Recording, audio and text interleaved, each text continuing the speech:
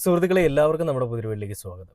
ഇന്ന് ഞാൻ കണ്ടൊരു വീഡിയോ, നമുക്കറിയാം ന്യൂസ് മലയാളം 24x7 എന്ന് പറയുന്ന ഒരു ചാനലിൽ അവർ വേടൻ്റെ പല വിഷയങ്ങളും ഉണ്ടായിരുന്ന സമയത്തും ആ വേടനെ ചേർത്ത് പിടിക്കാനാണ് ശ്രമിച്ചത്. എനിക്ക് തോന്നുന്നു സ്വതന്ത്രമായിട്ട് വർക്ക് ചെയ്യുന്ന ഒരു ചാനലാണ് എന്നാണ് ഞാൻ വിചാരിക്കുന്നത്. ഈ പറയുന്ന ന്യൂസ് മലയാളം എന്ന് പറയുന്ന ചാനൽ അവർ ഈ വേടനെ ചേർത്ത് പിടിച്ചതിനോടൊപ്പം തന്നെ എന്തുകൊണ്ടാണ് വേടനെ ജനറേഷൻ അല്ലെങ്കിൽ ജെൻ സിക്ക് ഇഷ്ടം എന്നുള്ളൊരു ചോദ്യവുമായിട്ടാണ് മുന്നിലേക്ക് വന്നത്. ആ ചോദ്യം വന്നതിന് ശേഷം അടുത്ത ദിവസം തന്നെ വേടനെതിരെ പുതിയ ആരോപണങ്ങളുമായിട്ട് സംഘപുത്രന്മാർ രംഗത്തേക്ക് വന്നു. ആ വേടനെ പലതരത്തിൽ കൊടുക്കാൻ ശ്രമിച്ച് കുടുക്കിയപ്പോഴുമെല്ലാം ഈ ന്യൂസ് മലയാളം എന്ന് പറയുന്ന ചാനൽ വേടനോടൊപ്പം തന്നെ ആയിരുന്നു എന്നുള്ളതാണ് ഞാൻ മനസ്സിലാക്കുന്നത്. അല്ലെങ്കിൽ ആ വീഡിയോ കണ്ട നിങ്ങൾക്ക് എല്ലാവർക്കും അറിയാം. അപ്പൊ ഇന്ന് ഞാൻ കണ്ട വീഡിയോയിൽ വേടന്റെ അടുത്ത് കുറെ ചോദ്യങ്ങൾ ചോദിക്കുന്നുണ്ട്. വിവാദങ്ങളിൽ തളരില്ല എന്ന് പറഞ്ഞുകൊണ്ടാണ് തമ്മിൽ കൊടുത്തിരിക്കുന്നത്. അതിൽ പറയുന്നത്, ഞാനൊരു സമത്വവാദിയാണ്, എത്ര വലിയ വിവാദമുണ്ടായാലും പാട്ടുകളും പറഞ്ഞ രാഷ്ട്രീയവും അവിടെ തന്നെ ഉണ്ടാവും, വിവാദങ്ങൾ തൻ്റെ കലാജീവിതത്തെ ബാധിക്കില്ലെന്ന് റാപ്പർ വേടൻ. അംബേദ്കറെ വായിച്ചാണ് തൻ്റെ ഉള്ളിലെ രാഷ്ട്രീയം ഉടലെടുത്തതെന്നും സമത്വവാദമാണ് തൻ്റെ രാഷ്ട്രീയമെന്നും റാപ്പർ ന്യൂസ് മലയാളത്തോട് പറഞ്ഞുവെന്ന് പറഞ്ഞുകൊണ്ടാണ് ആ ഒരു വീഡിയോയിലെ ക്യാപ്ഷൻ പോയിരിക്കുന്നത്. ആ വീഡിയോയിൽ ഫുള്ള് മുഴുനീളം, എനിക്ക് തോന്നുന്നു 38 മിനിറ്റോളം ഉണ്ടൊരു വീഡിയോ. ആ വീഡിയോയിൽ മുഴുവനും വേടൻ്റെ അടുത്ത് വേടൻ്റെ ആ ഒരു ബാക്ക്ഗ്രൗണ്ട്, എങ്ങനെയാണ് വേടൻ എന്നുള്ളൊരു പേര് കിട്ടിയത്, എങ്ങനെയാണ് വേടൻ ഈ കറുത്ത വസ്ത്രം വേടൻ്റെ ഒരു ഐഡന്റിറ്റി ആയിട്ട് യൂസ് ചെയ്ത് തുടങ്ങിയത്, എങ്ങനെയാണ് വേടൻ കലാജീവിതത്തിലേക്ക് വന്നത് എന്ന് തുടങ്ങി വേടൻ ഇന്ന് അനുഭവിക്കുന്ന വിഷയങ്ങളെ പറ്റിയൊക്കെയും അവതാരിക ചോദിക്കുന്നുണ്ട്. അതിനെല്ലാം കൃത്യമായിട്ടുള്ളൊരു മറുപടി, പക്വതയോടുകൂടിയുള്ളൊരു 31 വയസ്സുകാരൻ്റെ ഒരു മറുപടി വേടൻ അവിടെ കൊടുക്കുന്നുമുണ്ട്. അപ്പം നമുക്ക് വേടൻ എന്താണ് അതിൽ പറയുന്നതെന്ന് കേട്ട് നോക്കിയിട്ട് ബാക്കി വീഡിയോയിലേക്ക് പോവാം. കടലമ്മ കരഞ്ഞല്ലേ പെറ്റത്, കണ്ണീരെല്ലാം അവളല്ലേ കട്ടത്, കരയില്ല കടലല്ലേ കണ്ടത്, കടലിന്റെ മക്കളാ കടലിന്റെ. കടലമ്മ കരഞ്ഞല്ലേ പെറ്റത്, കണ്ണീരെല്ലാം അവളല്ലേ കട്ടത്, കരയില്ല കടലല്ലേ കണ്ടത്, കടലിന്റെ മക്കളാ കടലിന്റെ. അടിപൊളി. ഈ പാട്ടുകളൊക്കെ പലപ്പോഴും ആരെങ്കിലും ഒക്കെ അസ്വസ്ഥരാക്കുന്നു എന്ന് തോന്നിയിട്ടുണ്ട്. അതുകൊണ്ടാണ് ഇത്രയും ഈ വലിയ ആഴത്തിലുള്ള വരികളൊക്കെ എഴുതുന്നത്. അത് ഇന്റൻഷനലി ചെയ്യുന്നതല്ല. അത് ഞാൻ എൻ്റെ വായിച്ചറിവിൽ നിന്നും, ഞാൻ ഇന്ത്യയിലാണല്ലോ ജീവിക്കുന്നത്, അപ്പോൾ ഞാൻ കാണുന്നതും ഞാൻ അനുഭവിക്കുന്ന കാര്യങ്ങൾ എഴുതുക എന്നുള്ളത് നാച്ചുറലി ചെയ്യുന്നതാണ്. അത് ഇന്റൻഷനലി വരുന്ന കാര്യങ്ങളല്ല. ഇപ്പം വേടൻ ഇപ്പോൾ എനിക്ക് തോന്നുന്നു ഇപ്പം ജെൻസി കിഡ്സ്, അതായത് ഇപ്പോഴത്തെ ജെൻസി ആൽഫ, ആ തലമുറയെ പൊതുവേ പറയപ്പെടുന്നത് ഇവരിപ്പം മറ്റു കാര്യങ്ങളൊന്നും, അവരൊരു പ്രത്യേക ഒരു ഫ്ലോയിൽ അങ്ങ് പോവുകയാണ്. അവർക്ക് മറ്റു കാര്യങ്ങളെക്കുറിച്ചൊന്നും അറിയില്ല, അവർക്ക് രാഷ്ട്രീയം അറിയില്ല, അവർ മറ്റു കാര്യങ്ങൾ സംസാരിക്കുന്നത്, അവർക്ക് ബന്ധങ്ങളുടെ മൂല്യം അറിയില്ല എന്നൊക്കെ പറയുന്ന ഒരു തലമുറ നമുക്കൊപ്പം ഉണ്ട്. പക്ഷേ അങ്ങനെയല്ല എന്ന് തെളിയിക്കുകയാണ് പല വേദികളിലും ഹിരൺദാസ് മുരളിയെ പോലുള്ള പല ആളുകളും. അപ്പോൾ എങ്ങനെയാണ് ഈ ഒരു രീതിയിലേക്ക് ഇത് സമൂഹത്തിൽ ഒരു മാറ്റം കൊണ്ടുവരണം എന്ന് ബോധപൂർവം എടുത്തൊരു തീരുമാനമാണോ അതൊക്കെ? അല്ല, അത് പിന്നെ ഈ പറയുന്നത് പോലെ ജെൻസി കുട്ടികൾക്കാർക്കും അവരെല്ലാവരും രാഷ്ട്രീയവാദികളാണെന്നൊക്കെ പറയുന്നത് അതൊരു മോശം സ്റ്റേറ്റ്മെന്റ് ആയിട്ടാണ് എനിക്ക് തോന്നുന്നത്. കാരണം എല്ലാ അവൈലബിലിറ്റിയും ഉള്ള ഒരു സമയത്താണ്, ലോകത്ത് നടക്കുന്ന എല്ലാ പ്രശ്നങ്ങളെക്കുറിച്ച് വായിക്കാനും പഠിക്കാനൊക്കെ പറ്റുന്ന ഒരു സമയത്തും കൂടിയാണ് ജീവിക്കുന്നത്. ആ ടെക്നോളജിയുടേതായിട്ടുള്ള എല്ലാ ഭവിഷ്യത്തുകളും ഉണ്ടെങ്കിൽ കൂടി പിള്ളേരൊക്കെ നല്ല അവയർഡാണ്, എല്ലാ കാര്യത്തെയും കുറിച്ച് പിള്ളേർക്ക് അറിയാം.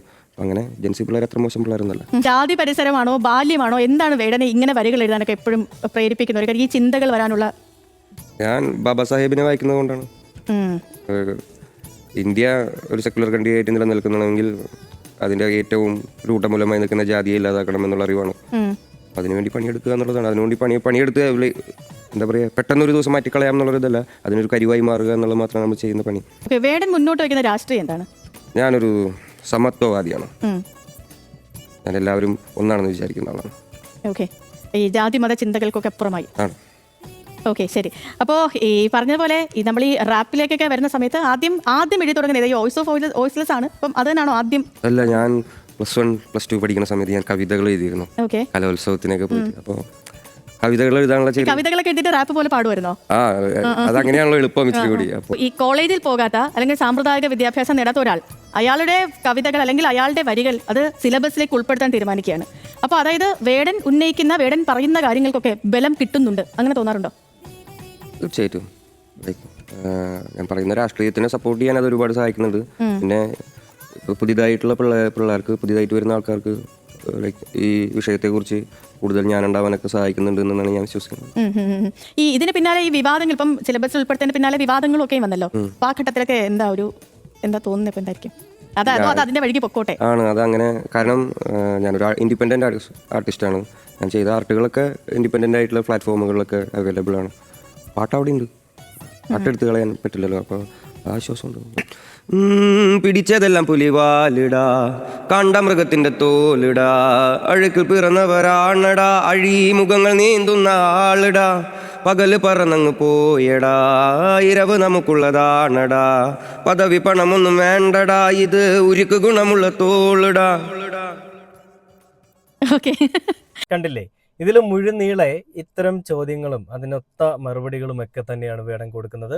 നമുക്കറിയാം വേടൻ എന്ന് പറയുന്നൊരു മനുഷ്യൻ, ആ മനുഷ്യൻ അതിജീവിച്ചു വന്ന ജീവിത സാഹചര്യങ്ങളെ അദ്ദേഹം ഇനി ഒരാളും അനുഭവിക്കാൻ പാടില്ല എന്നുള്ളൊരു ആഗ്രഹത്തിന്മേൽ, അല്ലെങ്കിൽ ഇനി ഒരാളും അങ്ങനെ അനുഭവിക്കാൻ പാടില്ല എന്നുള്ളൊരു ധാർഷ്ട്യത്തോടു കൂടി തന്നെയാണ് ഈ റാപ്പ് എന്ന് പറയുന്നൊരു കലാരൂപത്തിനെ വളർത്തിയെടുക്കാൻ ശ്രമിച്ചത്.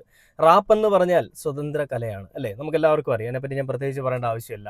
അങ്ങനെ സ്വതന്ത്ര കലയായിട്ടുള്ള ഒരു റാപ്പിനെ അത് വേണ്ട വിധം കൈകാര്യം ചെയ്തുകൊണ്ട് തന്നെയും നമ്മുടെ സമൂഹത്തിൽ ഇന്നലകളിൽ മാത്രം നിലനിന്നിരുന്നു എന്ന് പറയപ്പെടുന്ന ജാതീയ വ്യവസ്ഥയും വർണ്ണ വ്യവസ്ഥയും മതത്തിനെയും എല്ലാം ആ വേടൻ ഇന്നും നിലനിൽക്കുന്നുണ്ടെന്നുള്ളത് ചൂണ്ടിക്കാണിക്കുകയും അതിനെതിരെ തന്നെയാണ് വേടൻ ശബ്ദം ഉയർത്തിക്കൊണ്ടിരിക്കുന്നതെന്നുമാണ് നമ്മൾ മനസ്സിലാക്കേണ്ടത്. അല്ലെങ്കിൽ അത് തന്നെയാണ് അദ്ദേഹം ചെയ്തുകൊണ്ടിരിക്കുന്നത്. സിനിമയിൽ കൂടിയും പറ്റില്ല, സിനിമ പാട്ടിൽ കൂടിയും പറ്റില്ല, പിന്നെന്താ ചെയ്യാൻ പറ്റുക? അതിനു വേണ്ടിയിട്ട് സ്വതന്ത്ര കലാരൂപമായിട്ടുള്ള റാപ്പിനെ വികസിപ്പിച്ചെടുക്കുക. അങ്ങനെ എടുത്തതിൽ കൂടി തന്നെയും വേടൻ ഈ രീതിയിൽ, അതായത് ഈ പറയുന്ന കലാരൂപമായിട്ട് റാപ്പിനെ കണ്ടെത്തുകയും ആ റാപ്പിൽ കൂടി നമ്മുടെ സമൂഹത്തിൽ നിലനിൽക്കുന്ന കൊള്ളരുതായ്മകൾ വരച്ച് കാണിക്കുകയും ചെയ്തു. അത് കണ്ടപ്പോൾ ചില ആളുകൾക്ക് കൊണ്ടു, ചില ആളുകളെന്ന് പ്രത്യേകിച്ച് പറയണ്ട, ആരാണെന്ന് നിങ്ങൾക്ക് എല്ലാവർക്കും അറിയാം, സംഘികൾക്ക് കൊണ്ടു. ആ സംഘികൾ കളിച്ച കളിയിൽ കൂടി വേടനെ കൊടുക്കാൻ ശ്രമിച്ചു. അതെങ്ങും എത്തുന്നില്ല എന്ന് മനസ്സിലായപ്പോൾ ഇപ്പോൾ വാലും ചുരുട്ടി ഒരു സൈഡിലിരിക്കുകയാണ്. വേടൻ അവാർഡ് കൊടുത്തതിൻ്റെ പിന്നാലെ വലിയ കരച്ചിലുമായിട്ട് പല സംഘിമിത്രങ്ങളും സംഘിമിത്രിണികളും എല്ലാം രംഗത്തേക്ക് വന്നു. ഇതെല്ലാം തലയുമില്ല വാലുമില്ല ആടുപോയെടുത്ത് പൂട പോലും ഇല്ലെന്ന് പറഞ്ഞുകൊണ്ട് എവിടെയോ ഒതുങ്ങിക്കൂടിയിരിക്കുന്ന ഒരു കാഴ്ചയാണ് നമ്മളിപ്പോൾ കണ്ടുകൊണ്ടിരിക്കുന്നത്. പിന്നീട് അതിനുശേഷം ഇതുവരെ റിലീസാവാത്തൊരു പാട്ടുകൂടി വേടൻ പാടുന്നുണ്ട്. മാണിക്യത്തെ ഒരു മാണിക്യത്തെ കണ്ടില്ലേ എന്ന് നീ നടിക്കല്ലേ എന്ന് പറഞ്ഞുകൊണ്ട് ഒരു അൺറിലീസ്ഡ് പാട്ടുകൂടിയാണ് വേടൻ പാടുന്നത്. ആ ഒരു പാട്ടുകൂടെ നമുക്കൊന്ന് കണ്ടു നോക്കാം. നമുക്കൊക്കെയും അങ്ങനെ തന്നെ വേടനെ കാണാൻ പറ്റുന്നത് എനിക്ക് ഒത്തിരി സന്തോഷം. ഞാൻ നിങ്ങളുടെ ഭയങ്കര ഫാനാണ്. അപ്പോൾ കാണാൻ പറ്റുന്ന പ്രതീക്ഷ പെട്ടെന്ന് സഹിൻ ചേട്ടൻ വിളിച്ചിട്ട് സേതു സെറ്റാണെന്ന് പറഞ്ഞപ്പോഴത്തേക്ക് ഞാൻ സത്യം അങ്ങനെയായിരുന്നു ആദ്യം. അപ്പം ഒരുപാട് സന്തോഷം. അപ്പോൾ പോകുന്നതിന് മുൻപ് ഒരു പാട്ടും കൂടി ആയാലോ? ഒരു അൺറിലീസ്ഡ് പാടാലോ? ഓക്കെ. മാണിക്യത്തെ ഒരു മാണിക്യത്തെ നീ കണ്ടില്ല എന്ന് നടിക്കല്ലേ, അത് മാണിക്യം തന്നെയെന്ന് അറിയുമ്പോ മനസ്സിന്റെ ആഴത്തിലോ അന്ന് മുറിയില്ലേ. താരകത്തെ ഒരു താരകത്തെ നീ കണ്ടില്ല എന്നങ്ങ് നടിക്കല്ലേ, ആ താരകം മാനത്ത് മറയുമ്പോ ഇരുട്ടിൽ വഴിയറിയാതെ നീ തുടിക്കില്ലേ. മാണിക്യത്തെ ഒരു മാണിക്യത്തെ, താരകത്തെ ഒരു താരകത്തെ, തനിച്ചായ മനുഷ്യനും മനുഷ്യനല്ല, തനിമയിലാരും മണ്ണിൽ ജനിച്ചിട്ടില്ല, കരുവറയില്ലാതെ പിറവിയില്ല, കണ്ണീരില്ല കാവ്യമില്ല, ഇത് കാതലേ, വാളും പൂവും തമ്മിൽ മോതലേ, ആരും വീഴാ പോരല്ലേ, വീണാൽ താങ്ങാൻ നീയല്ലേ. അവതാരികയുടെ ആ ഒരു ബഹുമാനം, പുള്ളിക്കാരി ഓരോ പാട്ട് പാടുമ്പോഴും പുള്ളിക്കാരിയുടെ ഉള്ളിലുള്ള സന്തോഷം അത് പ്രകടിപ്പിക്കുന്നുണ്ട്, മറച്ചു വെക്കുന്നില്ല. ആ വേടൻ്റെ പാട്ടുകൾ കേൾക്കുമ്പോൾ തന്നെയും ഒരു പ്രത്യേകിച്ച് ബാക്ക്ഗ്രൗണ്ട് സ്കോറിൻ്റെയോ പ്രത്യേകിച്ച് എന്തെങ്കിലും ഒരു മ്യൂസിക് ആരെങ്കിലും ഇടേണ്ട ആവശ്യം ഒന്നുമില്ലാതെ തന്നെയും ആ വേടൻ്റെ ശബ്ദം കേൾക്കുമ്പോൾ തന്നെയും ചാർജ് ആവുന്ന ഒരു കൂട്ടം ആളുകൾ നമ്മുടെ കേരളത്തിലുണ്ടെന്നുള്ളത് നമ്മൾ വസ്തുതാപരമായിട്ടുള്ള കാര്യം തന്നെയാണ്.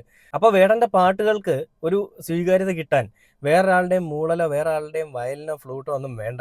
അതിന് വേടൻ തന്നെ പാടിയാൽ മതി എന്ന് വെച്ച് കഴിഞ്ഞാൽ സംഘികളുടെ മെഴുകലുകളൊന്നും വേണ്ട എന്ന് തന്നെയാണ് അർത്ഥം. അങ്ങനെ തന്നെ വെച്ചോ. വേടനെ അടിച്ചമർത്താൻ വേണ്ടിയിട്ട് വേടന്റെ പിതൃത്വത്തിനെയും മാതൃത്വത്തിനെയും എല്ലാം അവഹേളിച്ചുകൊണ്ട് പല ആളുകളും രംഗത്തേക്ക് വന്നതെല്ലാം നമ്മൾ ചർച്ച ചെയ്തതാണ്. അതിൽ ഏറ്റവും മുൻപന്തിയിൽ നിന്നത് ഷിനി മധുസൂദൻ എന്ന് പറയുന്ന ഒരാളാണ്. എനിക്കൊന്ന് പുള്ളിക്കാരുടെ മകളായിരിക്കും ഒരു പക്ഷേ യുവ ഡോക്ടർ എന്ന് പറയുന്നത്. അതുകൊണ്ടായിരിക്കും പുള്ളിക്കാരിക്ക് ഈ വേവ്. ചില ആളുകളുടെ കമന്റ് ബോക്സിലുള്ള മെഴുകലുകളൊക്കെ കാണുമ്പോഴും വല്ലാത്ത കഷ്ടമാണ്. എന്തൊരു മനസ്സാണല്ലേ ഉമ്മാരുടെയൊക്കെ.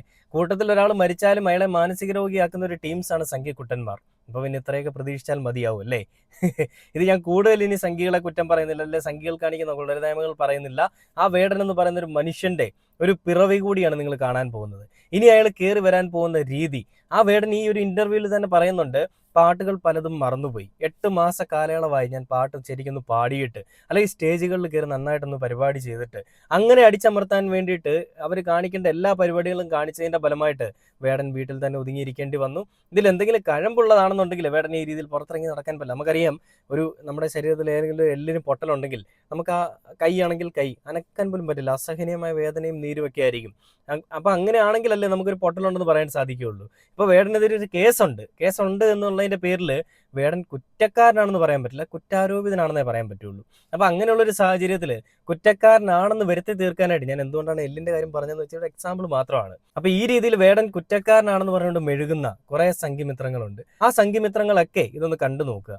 വേടൻ ഏത് ലെവലിലേക്ക് പോവാൻ പോവുകയാണെന്നുള്ളതും ആ വേടന് കേരളത്തിലെ ജനങ്ങൾ, നീയൊക്കെ എത്ര മെഴുകിയെന്ന് പറഞ്ഞാലും എത്ര ആണയിട്ട് കരഞ്ഞെന്ന് പറഞ്ഞാലും കേരളത്തിലെ ജനങ്ങൾക്ക് വേടനെ അറിയാം. ആ വേടൻ അന്നു മുതൽ ഇന്ന് വരെയും വേടനെ സപ്പോർട്ട് ചെയ്യുന്നുണ്ട്. ഇനിയും അങ്ങോട്ടും അങ്ങനെ തന്നെ ആയിരിക്കുമെന്നും പ്രത്യേകിച്ച് പറഞ്ഞുകൊണ്ട് ഈ ഒരു വീഡിയോ അവസാനിക്കുകയാണ്.